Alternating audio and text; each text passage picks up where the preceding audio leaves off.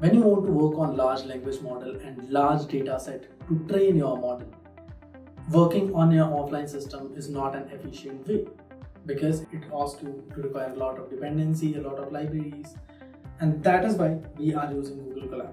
So let's see how Google Colab works. So here you can see I'm on Google and I'm searching of Google Colab. Okay, that's what you need to do. You need to go to the first link and you need to register yourself on Google. That's what it required. And now I've already registered myself, so this is how Google looks. And now all I need to do is create a new notebook, and it will create a new notebook for you. If you know how to work on Jupyter Notebook, this is exactly what Jupyter Notebook is. This is very similar to Jupyter Notebook. As you can see, it is open now, and here I can change the name of the repository. Here I need to run the cell first of all, and it will allot you some resources on the cloud. You don't need to run the algorithms, the models, work on the data set on your offline system. You can run it on the Google Colab server. Okay. Here you can see it has provided you 12 gigs of RAM and 107 gigs of ROM, which is the storage. So you can work on it. And the best part is you can go to the runtime, change runtime type, and here you are having an option to add the accelerator. Here you can add GPU and TPU as well.